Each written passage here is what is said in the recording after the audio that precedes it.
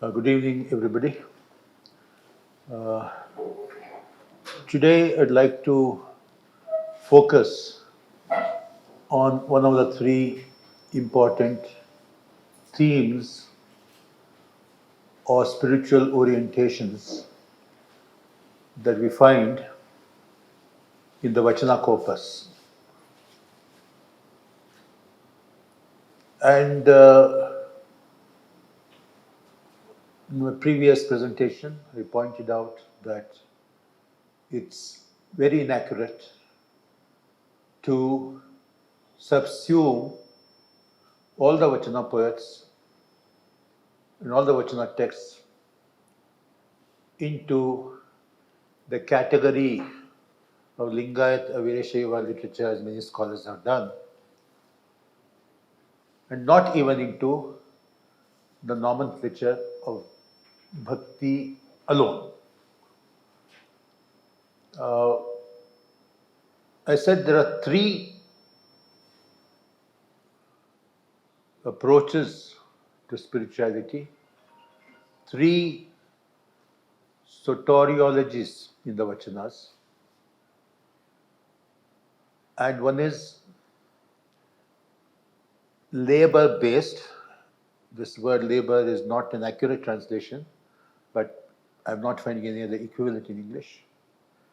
The other is Bhakti, which is normally translated devotion. I pointed out how it is. Devotion is the wrong translation of the word. We like to retain the word Bhakti. The third I call the path of void, emptiness, which is the Natha Siddha stream in the Vachanas. Out of 240 odd Vachana poets whose compositions have now been made accessible to us through enormous labor put in by scholars starting from Harkatti and Basunar and others, right up to the Professor Kalburgi edited Vachana volumes published by Government of Karnataka. Nearly 60 of them are from laboring classes. And like I said, artisan, I used the word artisan in the past, but artisan is somebody who has his own instruments of labor, but the laboring class includes people like town criers and transporters and toll collectors and so many of them, the basket makers and so on. And prostitutes, for example, are also German Vachana poets. And one of them is a burglar. He's called Kannada Maritande. And there's a prostitute called Sule Sankava. And there is a toddy tapper. His name is Hendada Maritande. So all these people, and there's a hunter, Ganada Kannappa. There's a doctor, Vaidya Sanganna. There is a farmer, Vakkaliga Muddanna. And what is interesting is, when they express the spiritual experience, they do not speak in the language of Bhakti. And Bhakti, last time I tried to talk about what it means to me. Bhakti is a kind of rasa, ecstasy. And two great exponents of Bhakti, Acharya Utpaladeva of Kashmir and Madhusudan Saraswati in his text, both of them talk about Bhakti as a kind of rasa. There were later day uh, scholars, particularly of Gaudiya Vaishnavism, who tried to interpret bhakti as a kind of rasa, but in these texts, bhakti itself is looked upon as a kind of rasa. So it's joy. In Vachanas also, whenever they talk about bhakti, they speak in the language of ecstasy. Kamadevi says in one of her Vachanas, Haduvenu, Kunidaduvenu, Nadidaduvenu. And bhakti expresses itself more through song and dance than through reading poetry. In the Narada Bhakti Sutra, Lord himself says, Yatra madbhakta gayanti tattatishtami. Wherever my devotees are singing, I am present there. The language of joy, ecstasy, melting. That's why we talk about melting. Rasa is melting. Kamadeva says, Tanu karagadavaralli pushpavanullayaninu. Unless the body melts, you won't accept flowers from such people. Mana karagadavaralli gandhakshatayanullayanu. Unless the heart melts, you won't accept sandal and rice, holy rice from such people. So it's melting. But the approach of these laboring Vachana poets is totally different and is unique in the context of Bhakti and Siddha traditions in India. The laboring classes are included in temple-based Bhakti traditions.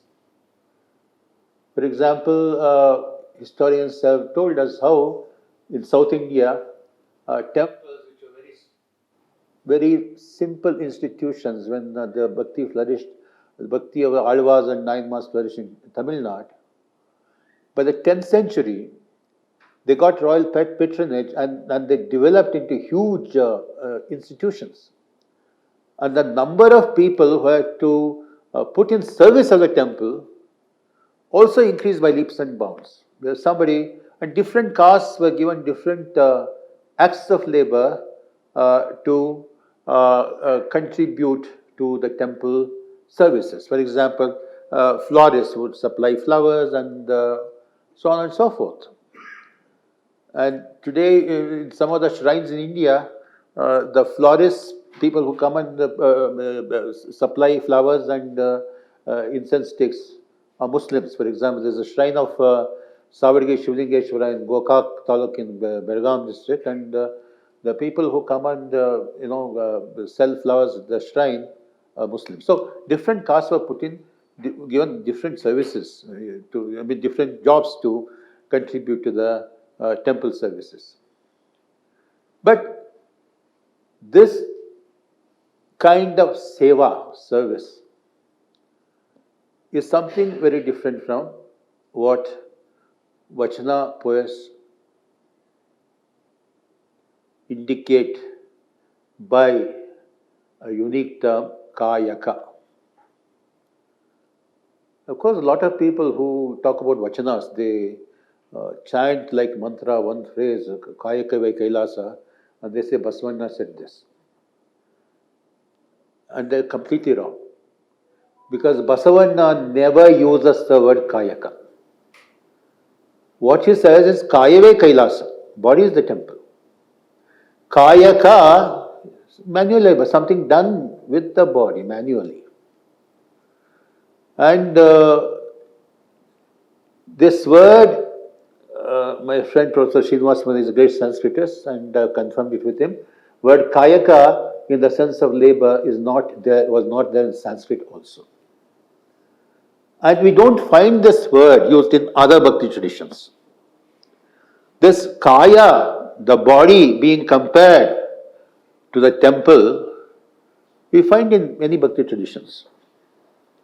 In the Tantras also, body is described as Brahmadesha. This is very common. Whereas Kayaka as a means of spiritual illumination, manual labor as a means of spiritual illumination is the hallmark of Vachana poetry, which we don't find anywhere else. And I'm going to read out some translations of Vachanas of this orientation. And all these Vachana poets who kind of uphold labor, Kayaka, the word labor doesn't, has the flavor of this Kayaka, are from laboring classes. For example, there is a hunter called Ganada Kannappa. Gana in present day Kannada means this oil pressing thing, but here Gana means Gada, is a hunter. And in his Vachana, the act of hunting is sacred. It becomes, just as in Sringara Bhakti, man-woman relationship becomes a metaphor sometimes, and sometimes a metonym for divine love, as in Jayadeva's Gita Govindam. Here, labor becomes metaphor for spiritual sadhana practice. And the word Kayaka is closely associated with the concept of dasoha. And I owe it to Professor Shetter, who once pointed out to me why Sharanas use the word dasoha, which is to counter the institution of dana and dharma. Now, if somebody wants to, formulate the ethics of Vachana poets,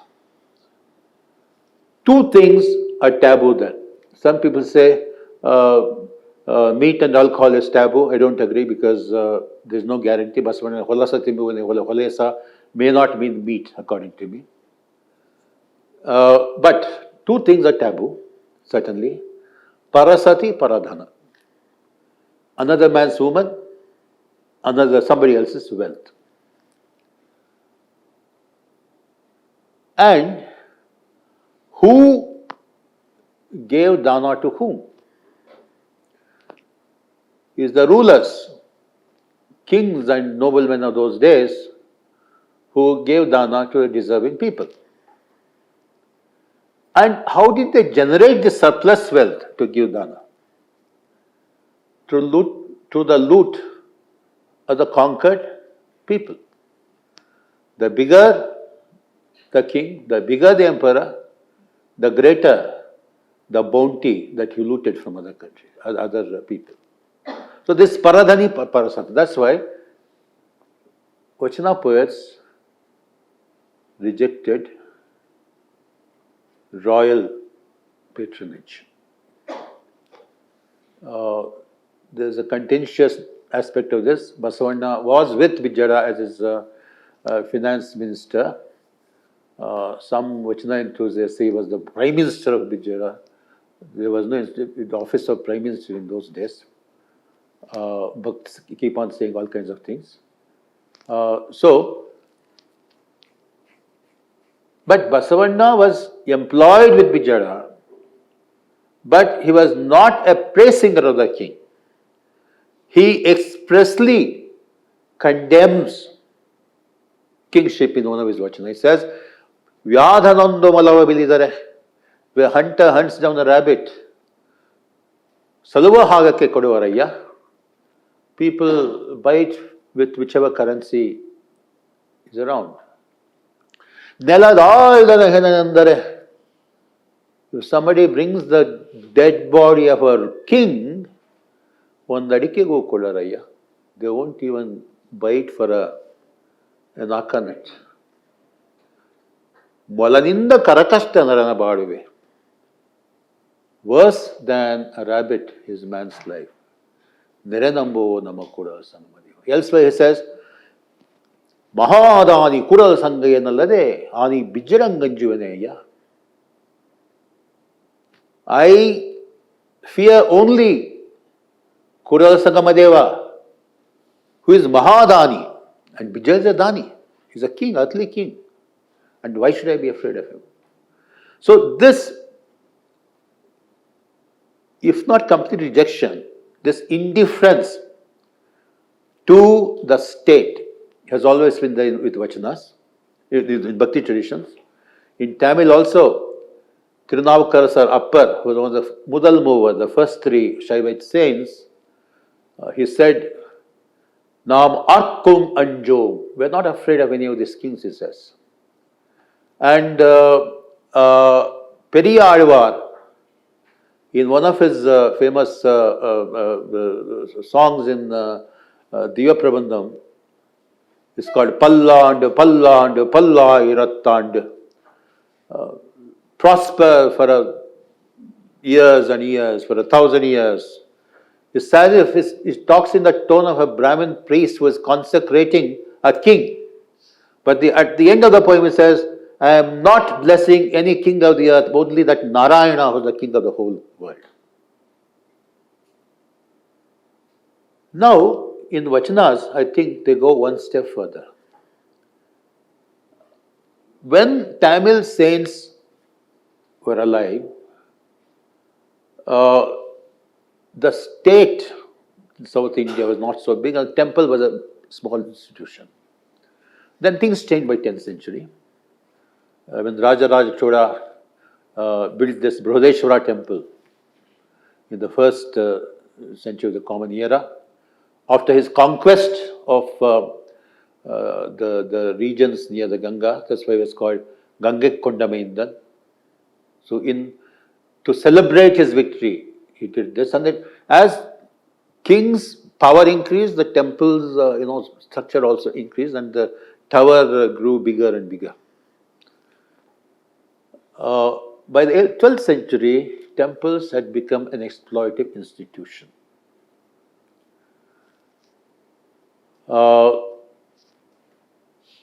Divine service was one of the things they did. Temples were also banks, temples were also license issuing institutions. There is an inscription which Appadurai in his book Cultural History of South India, he shows that the Tanjavur temple issued license to 100 Devadasis on the single day. So temple was doing all kinds of things. And temple survived on they were the benefactors of the rulers of the times. And the wealth came from the surplus value of rulers. And Dana was part of this system of generating extraction and of surplus value. But Dasoha is not. Dasoha is a Sharana. Last time I said I am avoiding the word Lingayata Virashaiva because Vachana poets themselves hardly use this word of themselves. The word they use for self-reference is Sharana. So Sharanas rejected this Dana and Dharma. There's one episode in the Shunya Sampadana, which is a dramatic anthology of Vachanas, which was, of course, I'll talk about it later, came into being. There were 4 compilers of Shunya Sampadana. Shunya Sampadana is gathering of emptiness. But this word Shunya is not found in authentic Vachana text. The word we find there is Bayalu. This also later come from Buddhism and all this concept of Shunya and so on. Anyway, this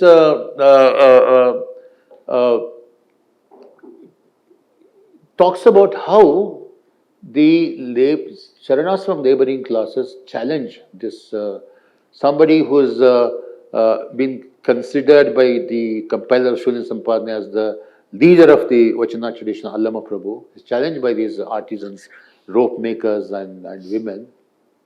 But Shunya Sampa is an attempt to gradually silence the voices of the laboring class, women and laboring classes. So they produce the narrative about the Vachana tradition, which was, for the most part, blindly and uncritically accepted by both Vachana scholars and even writers like me and Girish Kannada and Lankesh, who wrote plays about this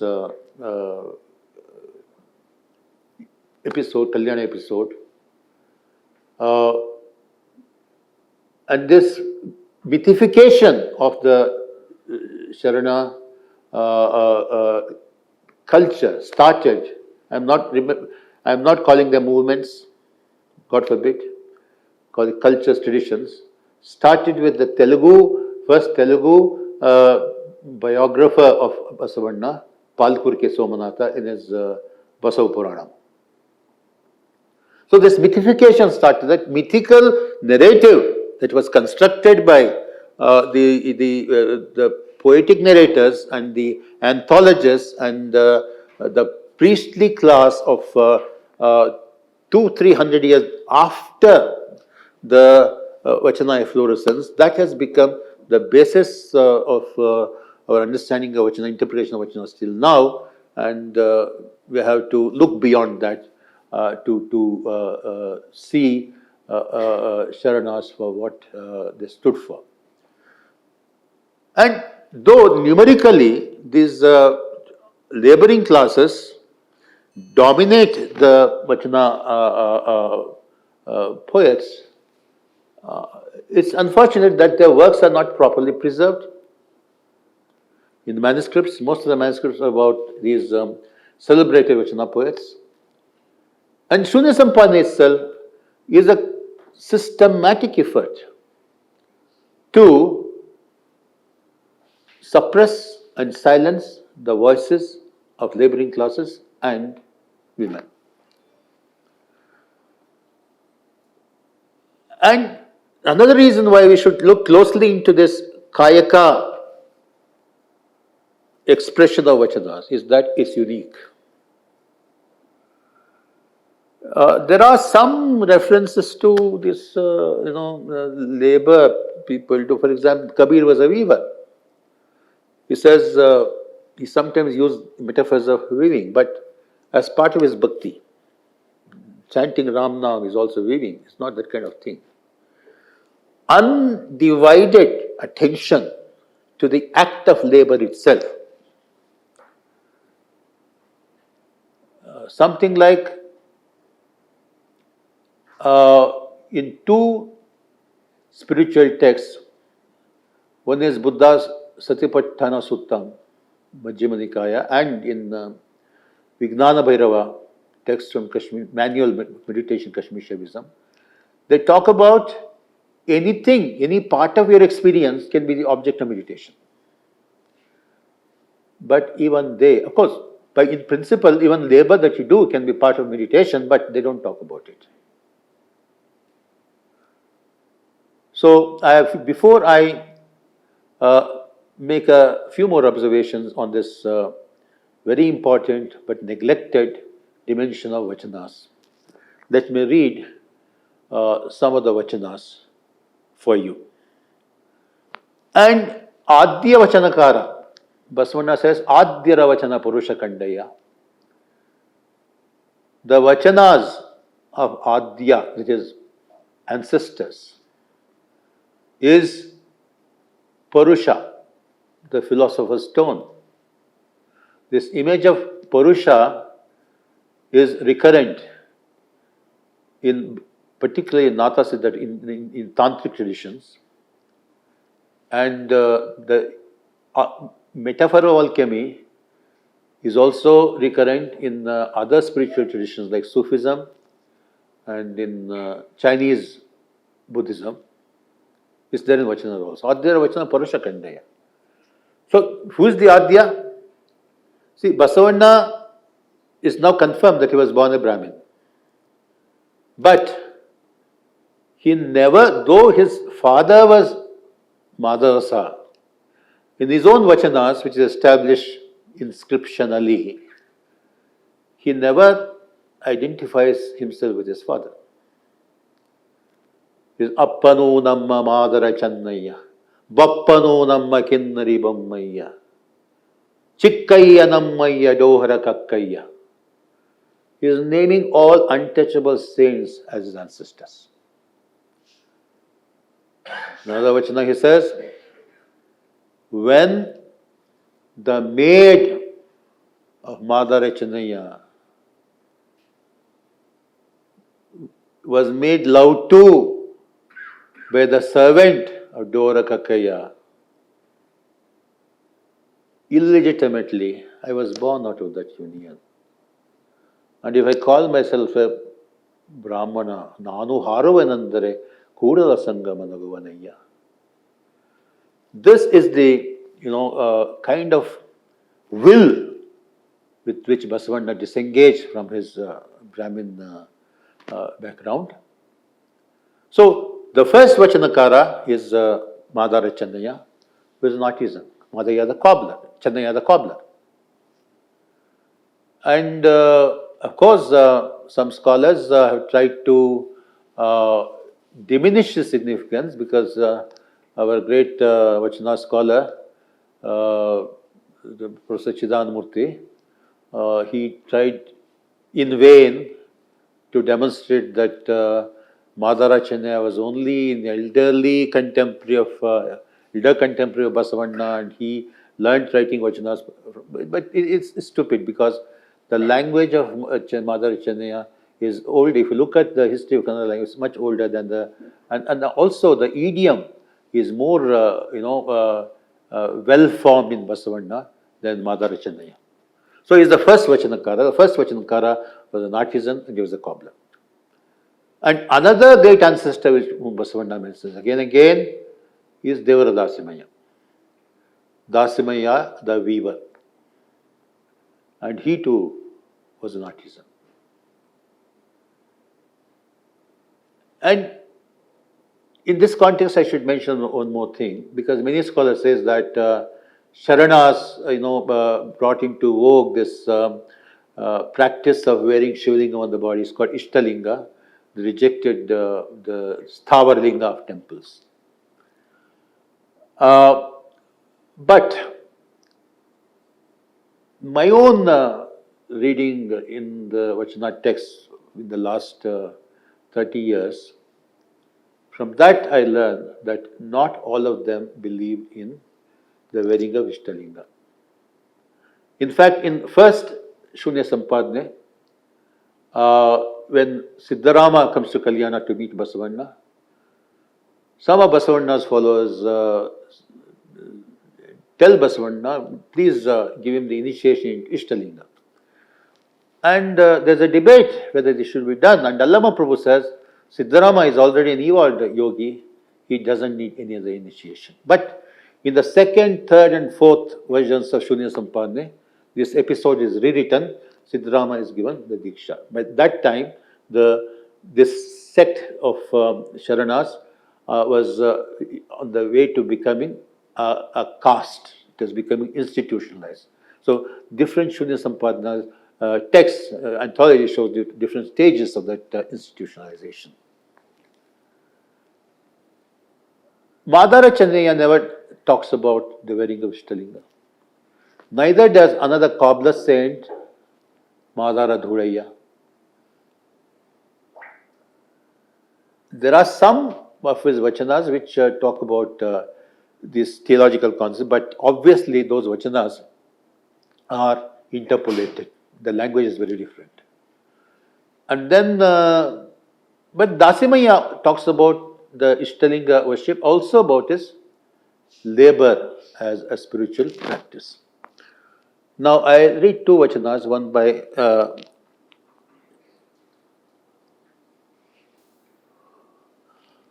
is talking about this, the act of weaving, Dasimaya. After tightening the warp, After arranging the golden border, after pushing the pedal down with feet so that the frame moves up and down, the shuttle point eats up the skein. Who weaves the sari?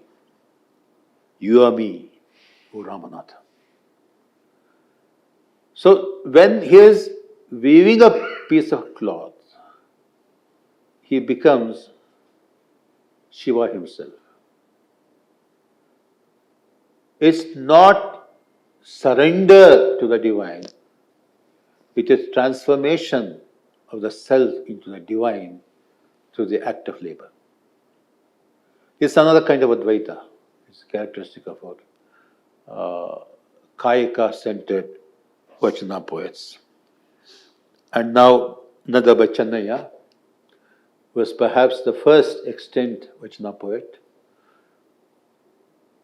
approximately a century earlier than Basavanna. So Dalit sensibility expresses itself in Kannada for the first time way back in the 11th century. If you are willing to extend the meaning of the word Dalit. After he is talking about the act of tanning and making sandals. There's a kind of yoga. After erecting three pillars, the gross, the subtle, and the causal bodies. After beating the buffalo's rough hide, after removing the flesh, with the staff of the manifest and the hidden, after tanning the hide with the fire of dualism, after pouring the caustic juice of quintessence into the high pouch of awareness, the blemishes of soul thus destroyed have come to take the sandals to his feet. Take care, not of the ground below, but of the path your feet and sandals take. Do not be enslaved by the hand-awl, blade, or peg, but realize Rama Rama, your own true self, joy of joys. This is mantra, signature. Do not be enslaved. You're using these instruments of labor, the hand-awl and blade, peg. Don't be enslaved by them. Through these, realize you are the highest cosmic principle, is the source of all joy. Again, labor is here used as a metaphor for spiritual process and also a door to the communion with the divine. And Dulaya the cobbler, who too could have been earlier than Basavanna, who also never mentions Ishtalinga in his Vachanas. Somewhere he says, Prithvige Parvatave Linga. Mountain is a lingam for the earth. And this is one of his famous Vachanas. He goes further than these two people. He asks Shiva to get out when he is at work. ಉಳಿಯ ಮನೆಯಲ್ಲಿ ಪ್ರತ್ಯಕ್ಷನಾದ ಪರಮೇಶ್ವರನ ಕಂಡು ಇತ್ತಲೇಕೆ ಬಂದಿರಯ್ಯ ಹೊರಲ ತಿತ್ತಿಯ ಹೊತ್ತಾಡುವವನ ಮುಂದೆ ನಿನ್ನ ಬೆಳ್ಳಿಯ ಬೆಟ್ಟಕ್ಕೆ ಹೋಗೋ ನಿನ್ನ ಭಕ್ತ ಠಾವಿಂಗೆ ಹೋಗೋ ಎನಗೆ ನಮ್ಮ ಕಾಮ ಧೂಮ ಧೂಳೇಶ್ವರನೇ ಸಾಕು. On seeing the Godhead appear on the edge of the chisel piercing the hide, I said, why are you here, sir?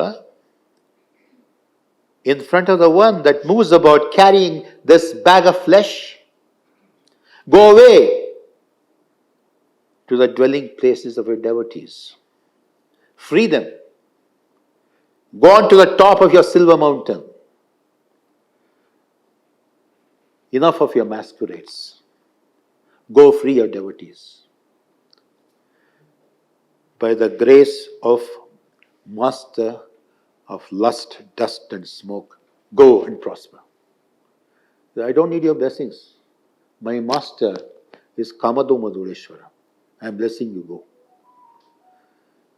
So here is not the celebration of bhakti, it's a kind of dissolution of bhakti through the act of labor. And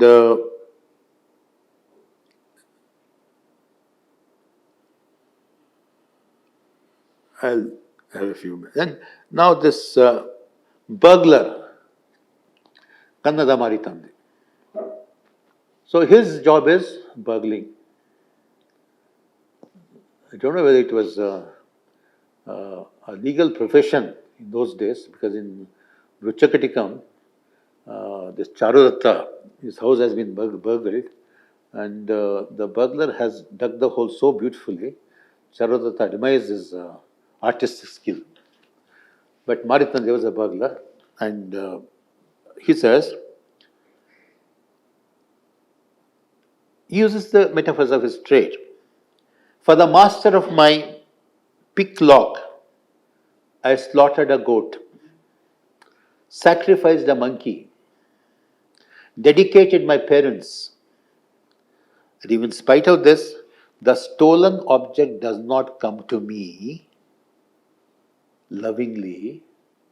I declare, Lord of Mara, Mareshwara, Mara is another name for Kama, Manmatha, God of love. Lord of Mara, the love God, the foe of Mara does not exist. So he transcends the deity, Ishtadevata, to the act of labor. Another Vachana by him is a little more humorous.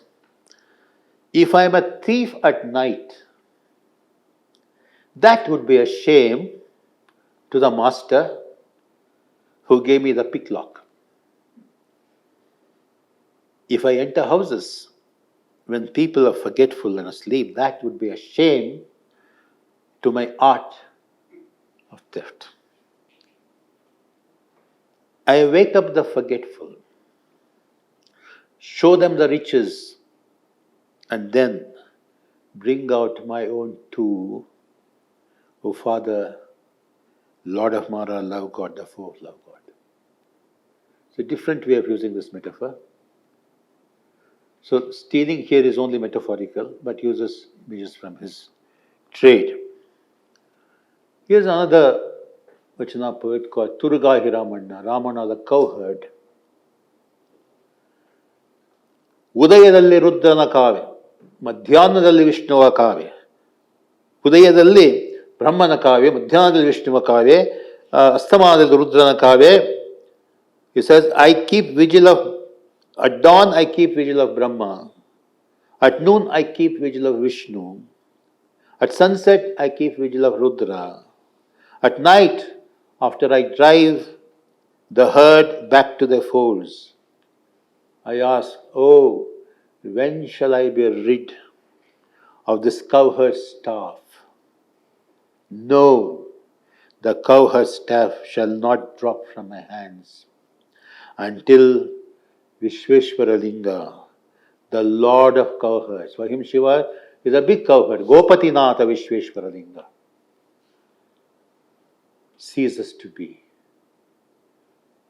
So here again, they talk about the death of God quite often.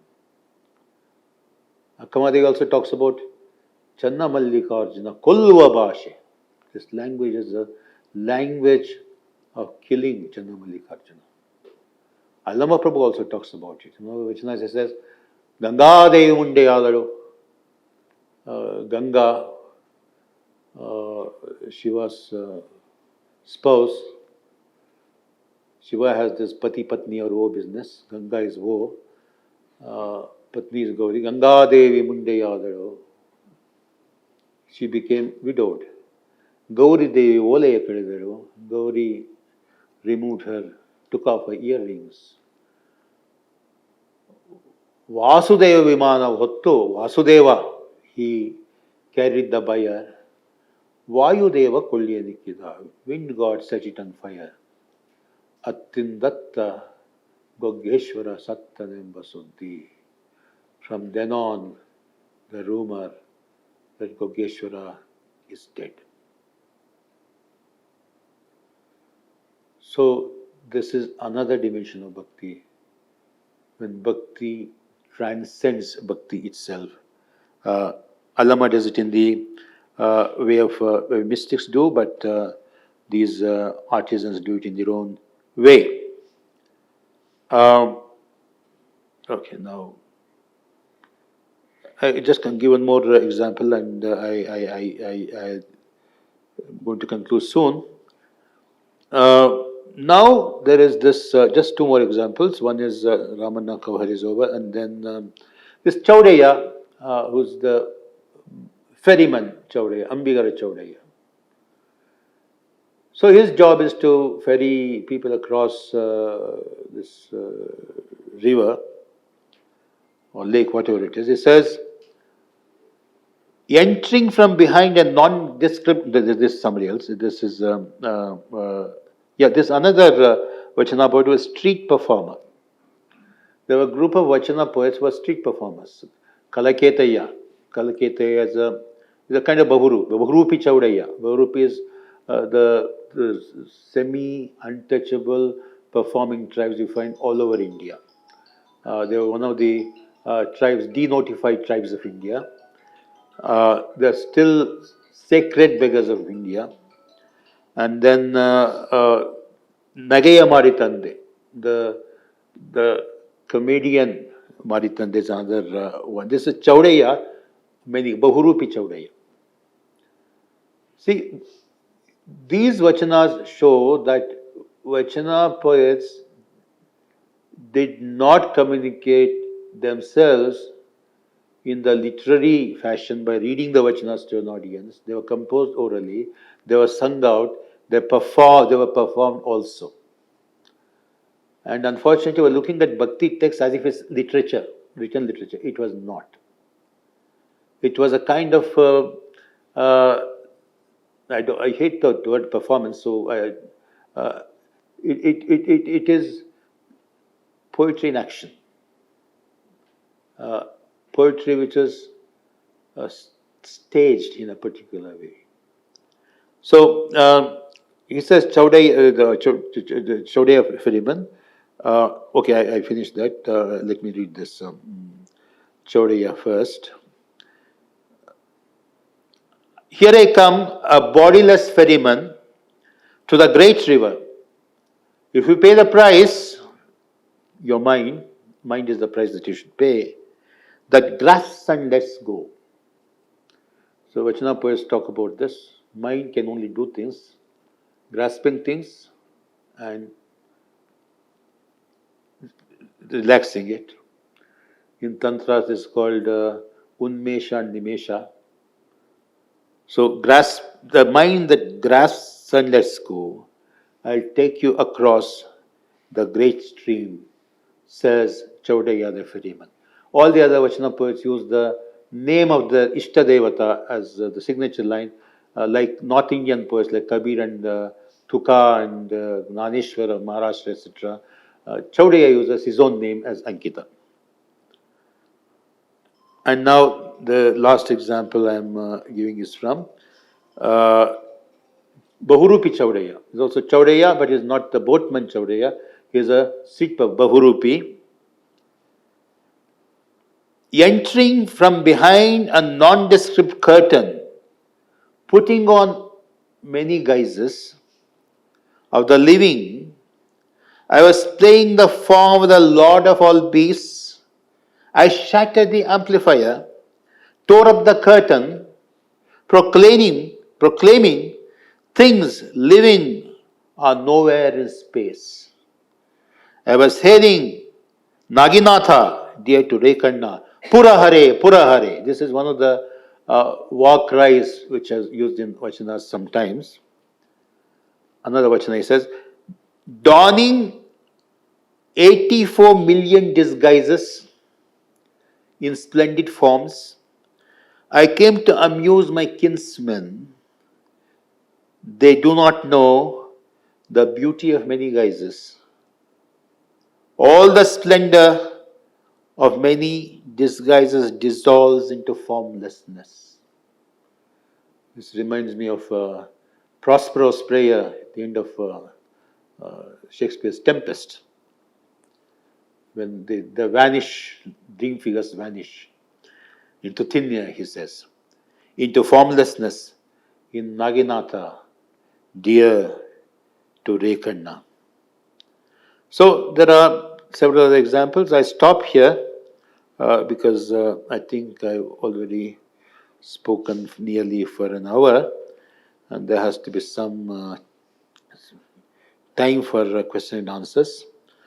So this is a unique soteriology characteristic of Vachana poets of the 12th century, and there is no guarantee that all these poets were Basavana's contemporaries. Very few of them mention Kalyana, and according to my friend Professor Nagabhushan Swami, who has built up this Vachana website, he says most of the Vachanas with Basavana's name occur by these artisan saints are interpolated, because the language is not that of the Vachanas of the 12th century, because Vachanas continued to be written till the 20th century. Even Bendre wrote some Vachanas, he called them. Kuvempu also wrote some Vachana poems, but they are modern Vachanas, they're in a different vein. One more thing I want to point out, that this act of labor is in itself a means of spiritual illumination for laboring Vachana poets. Whereas when Vachana poets from other social backgrounds, like Basavana and Akamadevi, talk about, for example, hunting, their attitude is totally different. For Ganada Kannappa, hunter by profession, hunting is not just an act of labor, it's a spiritual act. But Akamadevi, in one of her Vachanas, says, a fisherman, after entering the water and searching, rejoices at killing many creatures. Why does he not grieve for them as he would if his baby died in his own house? This is how Akamadevi looks at the job of fisherman. And Basavan in other Vachanas, he says, Yallara gandaru betege hodaru niyeke hogi elegandane. In that, he talks about the horror of this hunting. For him, hunting is nightmare. But for the hunter, it's something else. So this sociological difference is reflected not only in the language, but also in their approaches to spirituality. So, though numerically they were dominant, those who represented the path of the hand were marginalized over centuries when the sect of Sharanas became institutionalized during the age of compilation. It's called Vachana Sangopana Yuga. During the rule of Prabhupada Devaraya, the Salva dynasty in Kalyana. Thus, when all the Shunya Sampadne, the two different kinds of anthologies of Vachanas began. One is Shunya Sampadne, the first compiler is Shivagana Prasadi Mahadevaya. And then the other kind of anthology which classified Vachana according to the philosophy of Shasthala, six-phased philosophy, which is a kind of the response of the new Virashiva sect to Shasthala Sadhana Bhakti Yoga, but not much of the Shasthala is found in the Vachanas of the 12th century. So these texts were called Shiva Yoga Pradipika. There were different Shiva Yoga Pradipika. Vachanas were used as depicting different stages of what was considered to be Shiva Yoga. But the word Shiva Yoga has other connotations in other schools of Shaivism. It has different connotation in Tamil Shaivism, the Shaiva Siddhanta, and Tamil Siddha tradition, and a totally different meaning in Kashmir Shaivism. So these were the texts which now we are looking at Vachanas through the filters of these texts. But if we read Vachanas themselves, by ignoring these narratives, we see other kinds of meanings and the many undiscovered dimensions. And it's important to read them because they not only throw light on Vachana tradition, Sharana tradition, which is one of the Bhakti Siddha traditions of India, but they also help understand other traditions. For example, this caste business, people have talked about, last time I talked to some people say the Vachanas tradition represents a revolution against caste system, and some other foreign scholars like Blake Michael, who's worked on Shunya Samparne, they say that Vachanas revived and strengthened the Brahminical Horton society, and which means Vachanas were revivalist. I think both readings are inaccurate because the Natha Siddha tradition belongs to that part of Indian spirituality. I'm deliberately avoiding the word Hinduism, which is called, Natha tradition is called Guru Parampara, or Nada Santana. Here the lineage is not biological. Kabir's guru was a Ramananda Panthi, a Brahmin. Kabir was a Muslim. Shishnal Sharif was a Muslim. His guru Govind Bhatta was a Brahmin. And Karikori Madiwadappa was a Lingayat. His disciple Chandur Jalasa was a Muslim. And Brahmaya in Andhra was a goldsmith by caste. His disciple Rajappa was a Muslim. So in Guru Parampara, it is not biological, a caste lineage. It is Guru Chela lineage.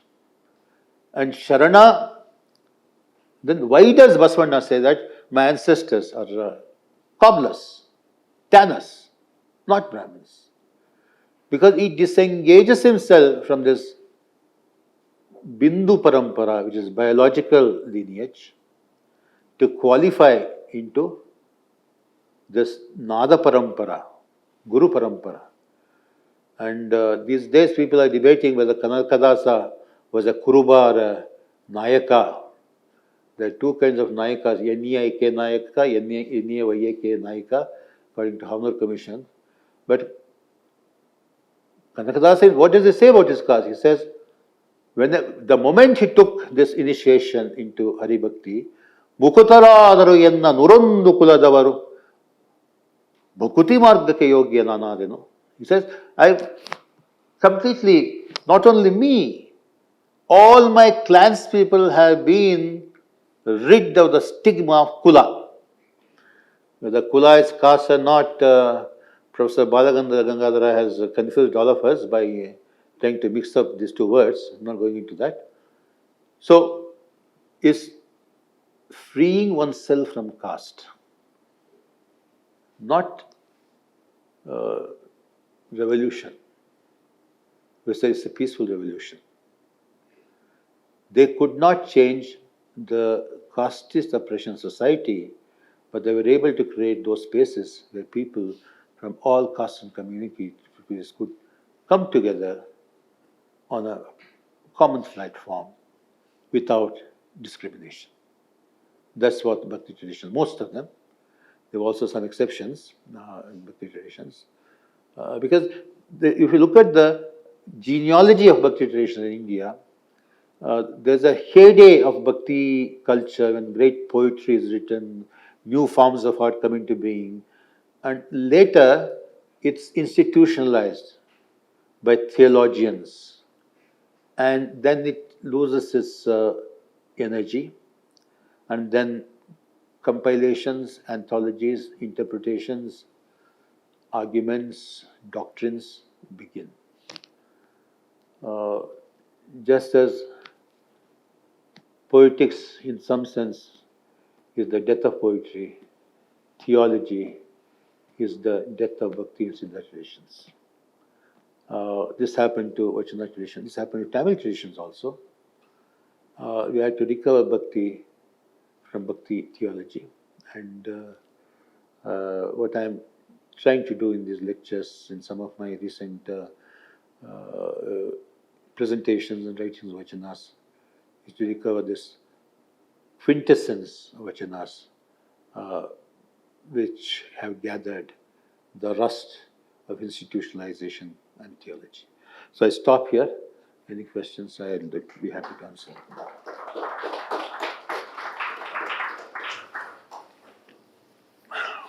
Thank you for a fascinating lecture. Learned a lot. But did I hear you right when you said you read out a Vachana which you said had been compiled 2 centuries before Basavana? No, maybe 1 century, I said. 1 century. Okay. They So were it was a tradition that existed. Yes. And what were the roots of this tradition? We don't know. We don't know. There have been many hypotheses, and there was one Shaiva scholar called Jachani. He says that this before Sharana, its culture efflourished in Kalyana, there was a precedent to it in Srigiri in Srishaila, and this Shaiva saints established an institution called Mukti Mantapa, where the debate. But all this is mythology. We have no history. But they talk about their ancestors, because see, if Vachanas had not been compiled in the 15th century, where would we be? Now we say that Pampa is the first Vachana began in the 12th century. Maybe there were these precedents which have not been documented, because most of these things existed in the oral tradition. And what defines the form of the Vachana? Very difficult, and Ramanujan says that it has, by quoting Roman Yakosan, he says that it's parallelism and contrast, which is the characteristic of poetic language, is found in the Vachanas. At one level of abstraction, we can say that. The Vachanas themselves are very interesting kinds of compositions. And how to define Vachanas? There's been a lot of debate about it. And for example, some people say you find Vachanas in Champukavyas in Sanskrit, the prose passages are called Vachanas and so on. And Chidanamurti says it's a Kannada specific genre which was pioneered by Vachanas, whereas Professor Basavaraju rejected this theory. He says that it's an extension of the poetry of elimination that we find in the Upanishads and Brahmanas and etc. But I don't know how this genre originated. It's not just a Kannada specific form, it's a pan-Indian form. The nomenclatures are different. Kannada is called Vachana, in Hindi also it's Vachan. Hazari Prasad Dwivedi's first compilation of Kabir's Kabir Vachanavali. And in Goraka Vani is another equivalent of this. And Vak in Kashmir, Lalla Vak. Vak is an equivalent. So it's the sayings of saints. And Vachana poets themselves give a different definition of Vachanas. I spoke about them. For them, Vachana means the promise made that my word and actions, they agree with each other. So if your expression does not conform to your deeds, if you don't walk the talk, the Vashaman Machideva, Madivara Machideva says, such people who write such Vachanas are Vacha Rachanakaras. They're constructors of words. They're not Vachanakaras. Vachana means I promise that I'm going to be like this. Basavana also says, at the end of the Vachana he says,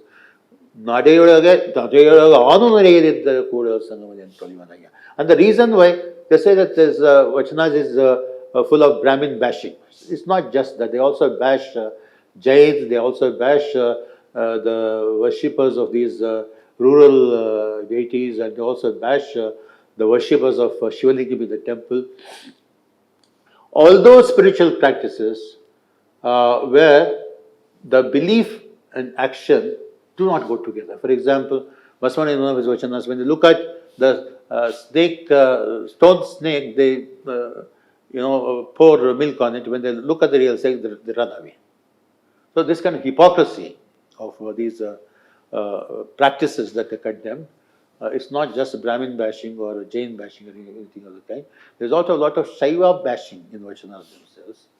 Ambikar Chaudhary says, so if you see somebody who rejects the Shivalingam on the body, goes to the worship the temple, Shivalingam on the hill, take the sandal from the left foot of an untouchable's Padihari Apparna and hit on his face 88 times, says Ambikar Chaudhary. So Vachana means that in the context of Vachanas. And whether this kind of meaning is given to it in other traditions, we don't know. In the Sikh tradition, it's called Shabad. And Tukarama says, in our house, words are our wealth, words are our weapons. I forget to know. Aman Shigare Shabdan Chadana. Tukaram says that. So realize the importance of Shabda, Vachana, and which is empowered by the action which conforms to the word. So it's a pan-Indian genre which has different nomenclatures and different linguistic contexts. Yes, yes. Thank you. It was a very, very interesting talk, and the examples that you gave. But most important thing is the labor class itself giving an expression to that is the unique thing, but not the philosophy itself. The path of the hand, as you have put it, is it not the same as the karma yoga that has been spoken of right from the Upanishadic times and the Bhagavad Gita and so on?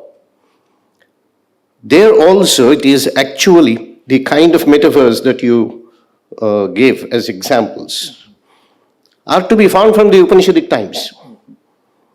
So, say whether it is archery, pranamodhanuhu, sharohyatma, brahmatallaksha uchyate, apramattena vedhavyam sharavat tanmayo bhavet.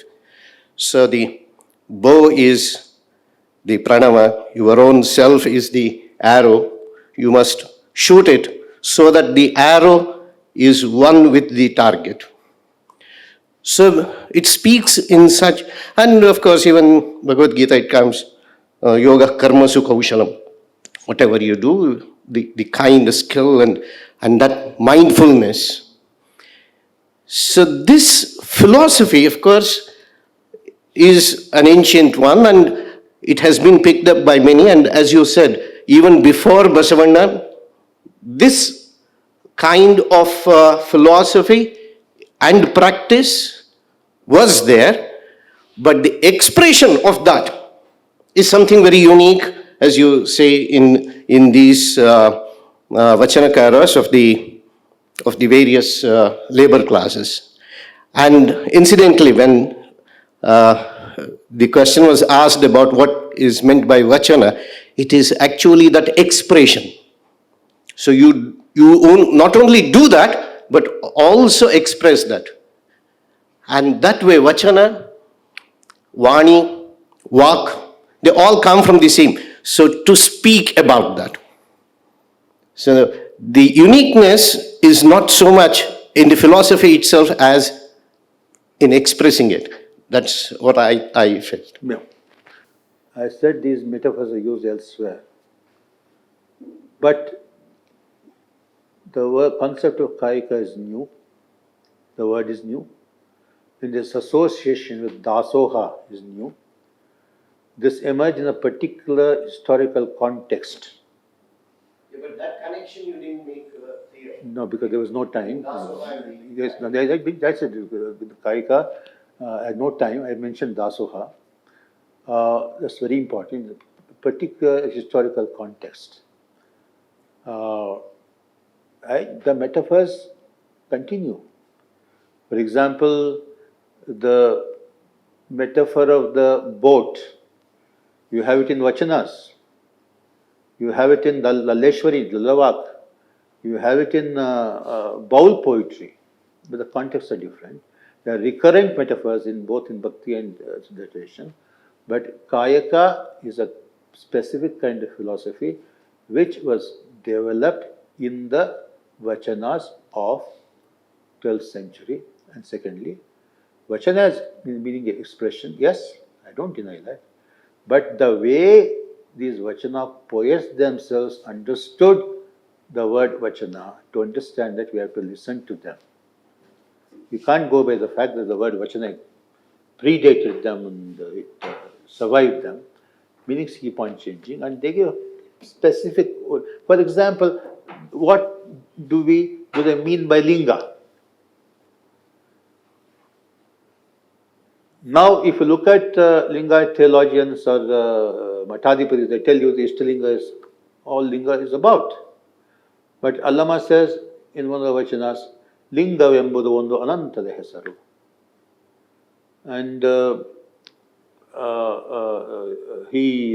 Madharadura says, Prithviga Parvatave Linga. And in later Dalit epics like Manteswami Kavya, there's this debate about Linga. Udi Muttida Linga, Udi Mutta Linga, which was made by the chisel, man-made Linga, Udi Mutta Linga, the formless Linga. So that imagery continues, but meanings keep on changing according to the changing times and also the experiences of seekers also, they also discover new things. So we have to look at it in this dynamic context, I think. We should look at it both synchronically and diachronically, not only synchronically. May I ask another question? Yes, please. Till I read Manu Deva Devan, I was not aware of the closeness of worshippers from the Islamic tradition and Shaivites. And you have also made references to many of them today. How would you explain it? And I might illustrate this by saying, I met a sociologist from North Karnataka at ISEC, whose name is Sheikh Maruti. Krishna Sharif said in one of his songs, Swara Vachanas, Allama modalo, Moharama modalo, Ballavare Uriya, Allaman Pravano, Ariyada Turukaro, Panja Puja Marudu. There was a lot of exchange between Sufi traditions on the one hand and Natha Siddha traditions on the other. A lot of vocabulary is shared. Kabir talks about, which now talk about Jangama. Of course, the word Jangama is also contested at different meanings. Kabir says, Jo Jangamu Jo Puje Linga, Jo Bammanu Jo Pade Purana, something like this. Bulle Shah says, Name Jogi, Name Jangama. So they share the same space, same time. And a couple of days back, Dr. Chiranjeevi Singh gave a very wonderful speech on, when you hear on Punjabi literature, he said how the vocabulary of the Sikh saints and the Sufis is very difficult to, to tell them apart. In Guru Granth Sahib, you have the compositions of Namdev, compositions of Kabir, you have the composition of Tukaram, you also have the Bulle Shah and Warisha and so on. So this was a common culture which developed after Sufis came to India, and they learned from the local traditions, and local traditions learned from them. It was not one-way exchange. For example, Acharya Ramchandra Shukla, the great Hindi scholars in the Bhakti tradition, he said Bhakti traditions were inspired by the monotheism of Islam. That's completely wrong. Whereas Hazari Prasad Dwivedi held a different opinion. I agree with Hazari Prasad Dwivedi. So it was of local origin. But it was not inspired by Islam. I don't know to what extent Sufism is part of Islam. Is also debatable. Just as to what extent Bhakti is part of Hindutva, I don't know. That is to be debated. The esoteric traditions had to identify with exoteric tradition because of certain coercive aspects of the situation. There was an act of survival for them. That's a different thing. So Sufis and sons, they learned from each other.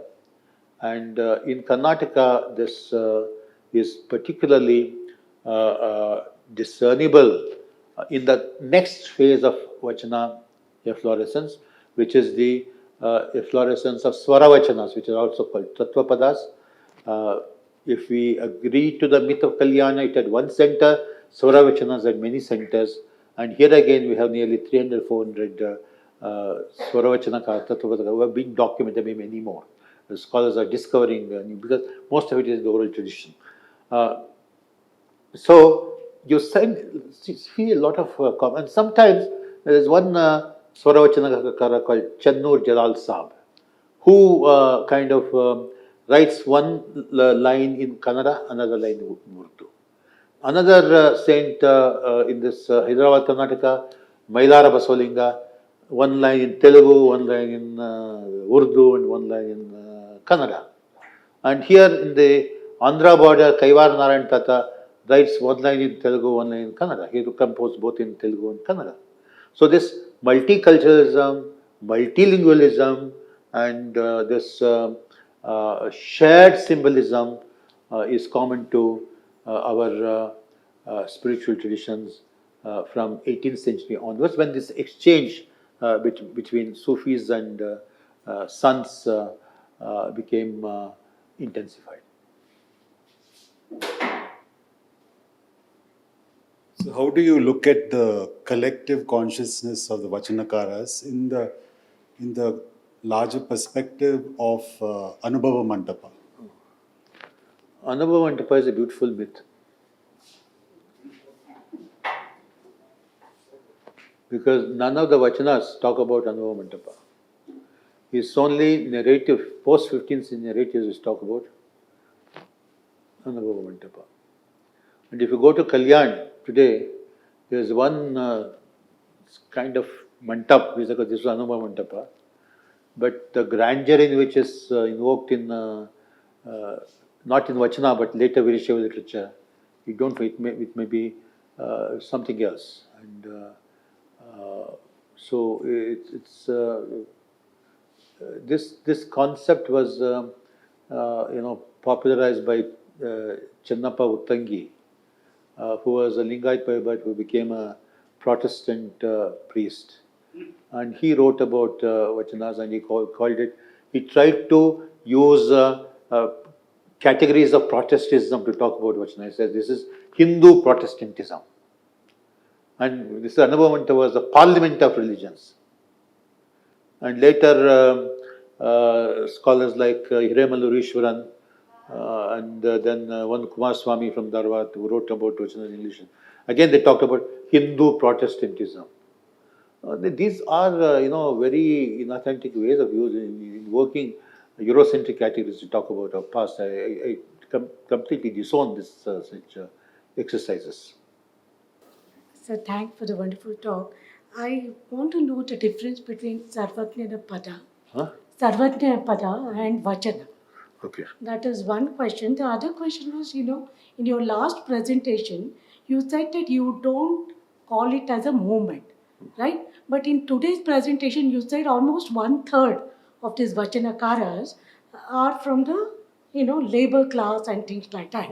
And I also guess that it went on for 2, 3, 100 years, hundreds of years, right? Why can't we call it as a movement? I mean, what is that? First, the second question first. This, I said, let's listen to them, listen to what they are saying. For example, this distinction between Guru Parampara and Acharya Parampara, the non-caste lineage and caste-based lineage, I didn't get from any foreign returned scholar or any South Asian scholar from Harvard or Oxford. This came from one of the informants that one of my students, PhD students from JNU, was working on a Dalit sect of Kabir Panth in Bihar. So he asked his informant from the Paswan community, what's your relationship with? Then he said, वो तो आचार्य हमारा तो गुरु परंपरा है. Then long ago, one of my gurus, Yogi Madhviranath, Natha gurus, he had talked to me about Nada Parampara. I could put them together. So, what word do they use for this gathering of saints? It's called satsang. They use the word sangat. It's coming together, not a movement, not a protest. When your colony is on fire, people who want to survive come together. It's like that. It's act of belonging together in a difficult situation, not carrying a flog.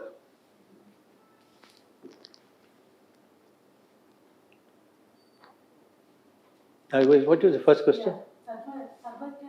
Sarvagna is a different kind of composition. Sarvagna came nearly 300 years after Vachana poets, around 15th century. And he was more like a didactic poet. Like there's Shataka Sahitya in Sanskrit. There's a whole tradition of didactic poetry. In Kannada also there is this Ratnakara Shataka and Somanatha Shataka. But Sarvagna used this very popular meter of Tripadi. It's common in the folk. And Vachanas of Sharanas do not use this meter at all. So he was inspired by the teachings of Sharanas, but he was more a didactic poet. Sometimes he has some spiritual insights, but most often he's like Thiruvalluvar in Tamil or Vemana in Telugu.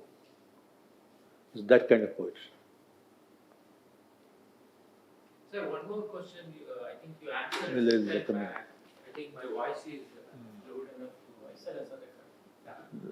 that is ಅದೇ ನೀವು ಇದು ಸ್ಥಾವರ ಕಳಿವುಂಟು ಜಂಗಮ ಕಳಿವಿಲ್ಲ ಅನ್ನೋದು you had mentioned, it doesn't mean that one is at the cost of the other.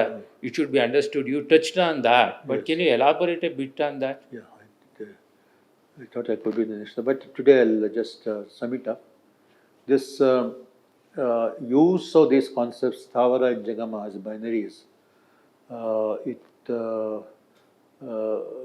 was started by Ramanujan in his introduction to speaking of Shiva. Because if you look at Ramanujan's introduction, he discusses Vachanas only in terms of binaries, because his training was in structural anthropology and he imposes those concepts on that. But in Vachanas themselves, one case, Basavana has Stavara Kalivintu Jangama Kalivilla. Elsewhere in another Vachana, he says, Stavarave Jangamavaku, Jangamave Stavaravave. You can reject the institution of the temple, but you can't help building institutions. For example, Sharanas, I didn't say they rejected because anyway they were kept, Shudras and women are kept out of temples, and they had to find an alternative spiritual symbols. But later Bhakti traditions like Varkari Panta of Maharashtra, they realized that the temple is important for the gathering of Sangat of devotees. They created this Pandharpur temple. And the Pandharpur was not on the sacred geography of Orthodox Vaishnavism. And the name Vitthal doesn't figure in Vishnu Sahasranama. He was a tribal deity associated with Vishnu and also Shiva. A great Marathi scholar has written a book about this temple. It's called Vitthal Ek Mahasamanvay. So it's a kind of syncretic deity. They created the new sacred. Okay. So what is it? They reject one kind of stavara, they create another one. But when that becomes institutionalized, the seekers move on, they find other places. There's a famous Sufi story where the followers of Rumi's Melvelvi order of Sufis, who express spiritual communion through this, this kind of dance, this famous Sufi dance. So they're asked, what will you do if there comes a time when dance is tabooed? They say, we'll find some other way of coming here. So, if you look at the history of, spiritual movements in India, it's been a great experiment, having different phases, and every time they discover new symbols, new vocabulary, and new modes of communion. Just returning to Ramanujam also a little bit over here. What Manudeva Devan says in his introduction to God is Dead, the Allama Prabhu, is that his characterization that Vachanas are free verse is wrong. And he also goes to provide many, many examples. Now, the poems that you read out today, do they follow something closer to that which has not been diluted by it being archived at a later point, the original meter prosody of the poem? My ear for prosody is very bad. That's why I couldn't tell when you were reciting it at all. But, and second question, if I may ask, this might just be speculation, but why do you think, given that this came up in a particular historical context around temple building, that these laboring classes from other parts of India were not represented in various poems? I understand that's speculative, and that's all. The second observation was not a question. So first one, you see, it's not free verse definitely, because the concept of free verse was not there in Kannada. There were some meters which were codified in Alankara texts, like Shabdavani Darpana, grammar and prosody. Did poetry come from meter or meter from poetry? There was a kind of rhythm already present in the poetic expressions of tribal and folk communities. If you listen to the narration part of folk theatres like Viragase and so on in Karnataka, in between, the kind of prose they use is very close to the language of Vachanas. And if you go to Kerala, in the morning they sing some hymns which are not written in meter, Malayalam. There's no meter, but they can sing it. And Vachanas have also been rendered into beautiful music by great stalwarts like Siddharam Jambaldani, Mallikarjuna Mansur, and so on. So, like in poetry, there is a meter in all the poetry world over, which linguists like Roman Jakobson have discovered, talked about, parallelism and contrast. And the meter, there are three kinds of meters some Kannada prosodists have talked about. One is Akshara Chandas, which is found in Sanskrit. And then you have this Matra Chandas, which is found in, for example, Akshara Chandas in ancient Kannada poetry. In medieval Kannada poetry, like Kumarvyasa Bharata, etc., it's Matra Chandas, where the vocalic length is the basis of meter. There's something else called Amshi Chandas. It's based on beats. And for example, Tripadi by Sarvagna is not based on Matra but Amshi Chandas. And you find that kind of Amshi Chandas in Vachanas, which you also find in a lot of folk prose, so on. So it is that kind of, you don't find the meter, the coded kind of metrical practices in Vachanas. Is something that is what this meter is based on. For example, when I was reciting one of my songs, when I was reading at Prairie Book House in Iowa University, and I went there for international writing. I didn't know why I was doing that. I was tapping the floor with my feet. And one girl asked me, why are you doing that? Then I realized, what is the unit of meter? I said, feet. That was revelation to me also. We know that from grammar books that feet is the relationship of the meter with the actual feet we forget. The problem is when we are holding a kite, the kite is soaring as we forget that we are standing on the ground. That's why Madara Dodaya, he says, unless you have food to eat, how can you say Om Namah Shivaya? So, Basuraju has edited a book called Shivaprakash. yes, that's right. Wherein he puts a large number of vachanas as songs. Yes. Indeed. That's been debates. Basuraj has done this. What I am saying is, Svaravachanas are meant only for singing, but Vachanas, so-called prose Vachanas, are also meant for singing. We have evidence for this. We have internal evidence for this in the Vachana texts themselves.